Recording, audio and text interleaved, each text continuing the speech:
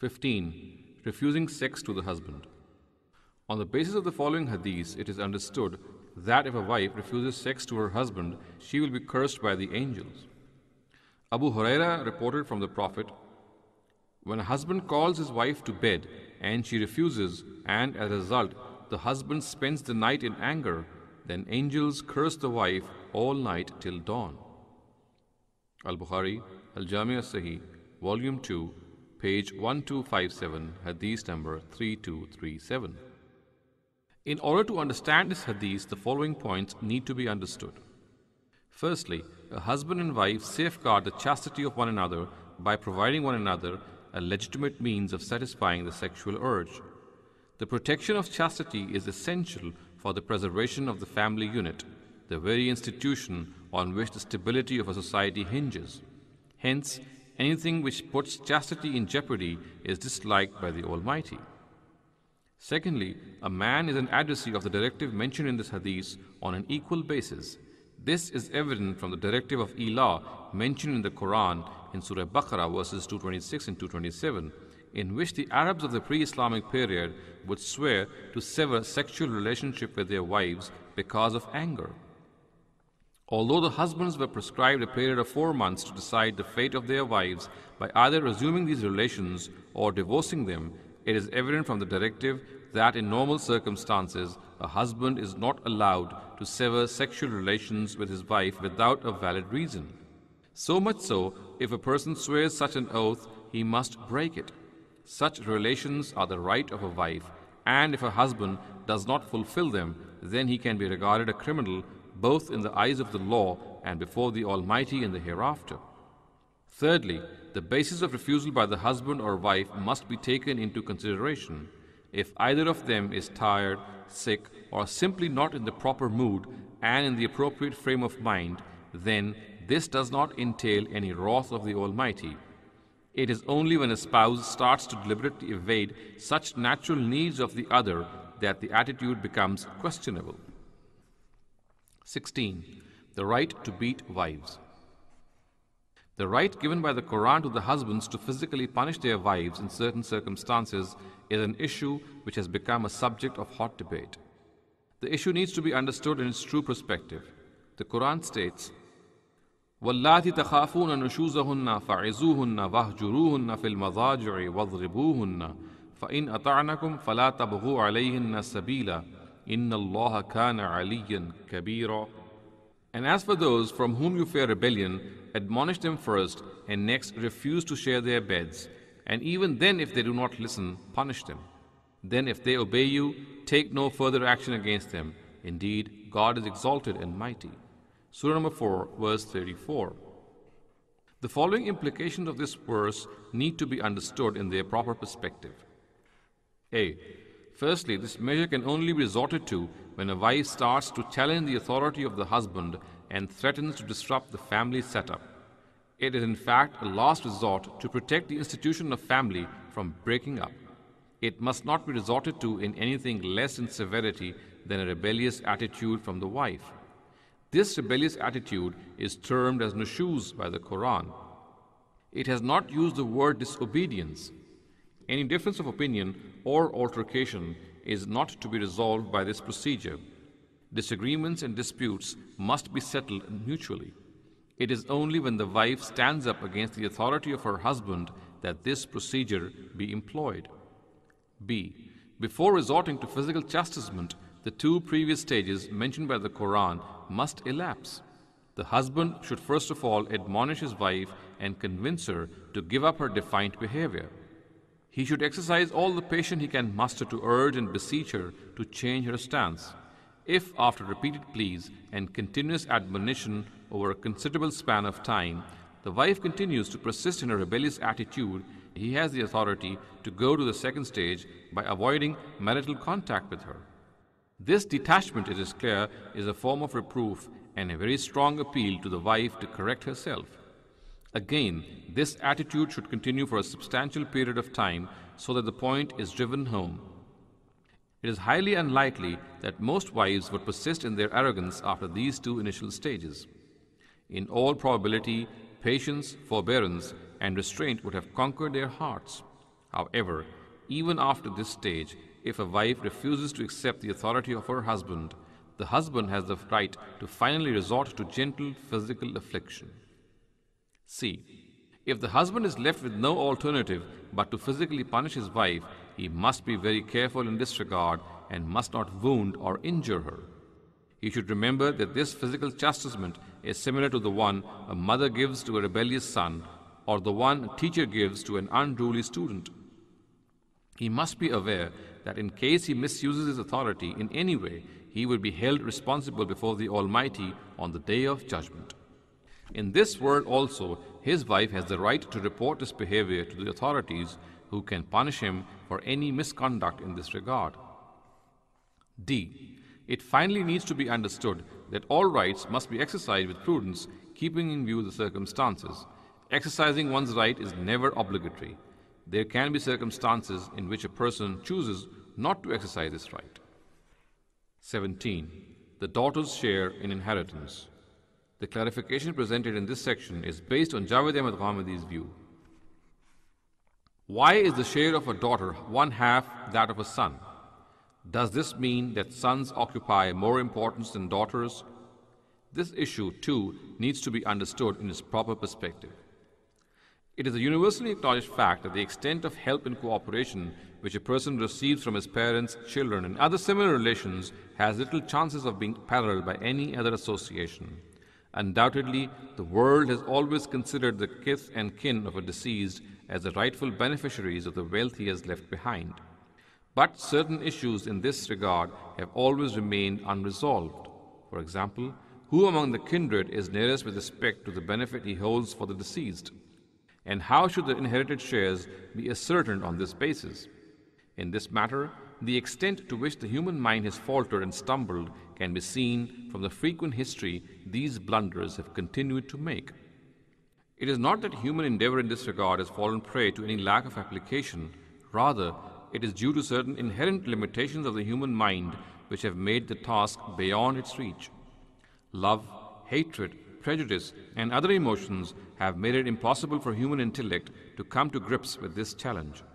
Consequently, the Almighty Himself has guided mankind in this affair to relieve an Islamic society from the disorders which have originated on this account. The Quran states, آباؤكم وأبناؤكم لا تدرون أيهم أقرب لكم نفعا فريضة من الله إن الله كان عليما حكيما. You know not who among your children and parents are nearest to you in benefit. This is the law of God. Indeed, God is wise and all-knowing. Surah number 4, verse 11. It is clear from the above quoted verse that the law of inheritance as stated in the Quran is based on the underlying cause of nearest in benefit as indicated by the words لا تدرون أيهم أقرب لكم نفعا, or you know not who among your children and parents are nearest to you in benefit. Consequently, the directive in reality does not pertain to the relatives but is related to the underlying cause present in this relationship, which actually entitles them to become the heirs. Thus, the basic reason why the share of a son is more than that of a daughter is the fact that in the life of the parents, the son is usually more beneficial to them than the daughter. This is so simple a fact that it can be easily understood in societies where the institution of family is still very strong and has deep roots. In a family system, parents become dependent on the children as they grow old. The ease and comfort they feel in living with a son is much more than what they feel while living with the daughter. The simple reason is that a son is independent in taking decisions while a daughter, once she gets married, is actually more dependent on her own husband and is not independent. The modern Western mind feels averse to this distribution because the family system is dwindling in their society. One thing which may be worth mentioning here is there may be cases even in societies having a strong family system where a daughter may prove more beneficial to her parents than the son. Similarly, there may be cases in which a daughter may require more monetary help because of her circumstances. This can of course be true for a son as well. In such cases, there is a provision that the daughter or son be given more wealth through a will made in their favor. This will, it is clear, is not on the basis of one's kinship with the deceased, for if it is regarded so, it will alter the divine shares. this will is on the basis of some need of an heir. As per another provision in Islamic law, a parent in his lifetime can gift as much wealth as is deemed necessary to a child. In short, the 2:1 ratio pertains to normal circumstances. In exceptional ones, there exist remedies to the Islamic law, some of which have been explained above. Lastly, this difference of share is among the children only, since the difference in benefit exists. On the other hand, as far as receiving the inheritance of a child is concerned, in most cases stipulated by Islamic law, both the mother and the father receive an equal share, that is 1/6, because for a child, the benefit from a mother and a father is equal. 18. Polygamy. Some people are of the opinion that Islam has allowed a Muslim to keep up to 4 wives at one time, since keeping 4 wives is a man's essential physical and psychological need. This inference is not correct. In normal circumstances, a family comes into being through wedlock between one man and one woman. A subtle reference to this is made by the Quran in Surah An-Nisa verse 1, where it alludes to the fact that when the Almighty created Adam, He made Eve for him as the only wife.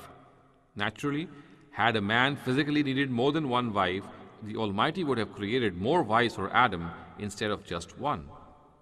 In this regard, it should be understood that the issue of polygamy has been mentioned in the Quran as a means to make use of this pre-Islamic practice to solve a certain social problem that had arisen in those times.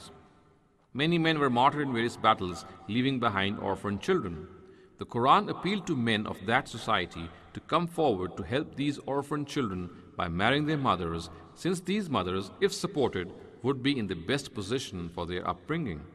In other words, the view of the Quran is that people were taken to polygamy for various reasons, and they would do a great service if they marry to solve the plight of these orphans. The Quran states, وَإِنْ خِفْتُمْ أَلَّا تُقْسِطُوا فِي الْيَتَامَى فَانكِحُوا مَا تَابَ لَكُم مِّنَ النِّسَاءِ مَثْنَى وَثُلَاثَ وَرُبَاعَ فَإِنْ خِفْتُمْ أَلَّا تَعْدِلُوا فَوَاحِدَةً أَوْ مَا مَلَكَتْ أَيْمَانُكُمْ ذَلِكَ أَدْنَى أَن لَّا تَعُولُوا وَآتُوا النِّسَاءَ صَدُقَاتِهِنَّ نِحْلَةً فَإِنْ طِبْنَ لَكُمْ عَنْ شَيْءٍ مِّنْهُ نَفْسًا فَكُلُوهُ هَنِيئًا مَرِيئًا. And if you fear that you shall not be able to deal justly with the orphans, marry their mothers that are lawful to you. 223344. But if you fear that you shall not be able to deal justly with them, then only one, or those which your right hands possess. That will be more suitable to prevent you from doing injustice. And give these women their dowers also the way dowers are given. But if they of their own good pleasure remit any part of it to you, take it and consume it gladly. Surah number 4, verses 3 and 4. It needs to be appreciated that it was basically social, psychological, political, and cultural needs from which arose the need for polygamy. Such needs existed in various societies to different extents. To cater for these very needs, the Almighty never forbade this practice in the Sharia He gave in various periods of time. Here in these verses, Muslims are directed to make use of this practice to solve a social problem that had arisen in the time of the Prophet Muhammad ﷺ. The next thing that a person should know is that as per the Quran, if a person cannot maintain justice between the wives in this regard, he should not marry more than one, even for a purpose as noble as supporting the orphans. One can be more attached to one wife than the others. This is but natural, and to demand justice in this matter is injustice in itself. What is required from the husband, as the Quran points out, is that as far as the rights of the wives are concerned, he must always deal fairly and equally among them. The Quran has further clarified this issue in the following words: وَلَن تَسْتَطِيعُوا أَن تَعْدِلُوا بَيْنَ النِّسَاءِ وَلَوْ حَرَصْتُمْ فَلَا تَمِيلُوا كُلَّ الْمَيْلِ فَتَذَرُوهَا كَالْمُعَلَّقَةِ وَإِن تُصْلِحُوا وَتَتَّقُوا فَإِنَّ اللَّهَ كَانَ غَفُورًا رَحِيمًا وَإِن يَتَفَرَّقَا يُغْنِ اللَّهُ كُلًّا مِّن سَعَتِهِ وَكَانَ اللَّهُ وَاسِعًا حَكِيمًا. And even if it is your ardent desire, you will never be able to be totally just between wives. So it is enough if you do not completely incline yourself to a wife altogether so as to leave the other aside. And if you come to a friendly undertaking and fear God, God is oft forgiving, most merciful. But if they disagree and eventually must part, God will provide abundance for each from His bounty. He is bountiful and wise. Surah number 4, verse 129 and 130. There is another reason here that needs clarification, since women often ask the reason for forbidding them to marry more than one husband. In this regard, it needs to be understood that if a family is to come into being, not only should there be only one head, but also one person should not be placed under the command of multiple heads, otherwise great anarchy would result. So, just as a state cannot have more than one ruler, a family cannot have more than one head. Since in the family setup envisaged by Islam, husbands are to head the family, if a wife has multiple husbands, she would be placed under the authority of many husbands at the same time.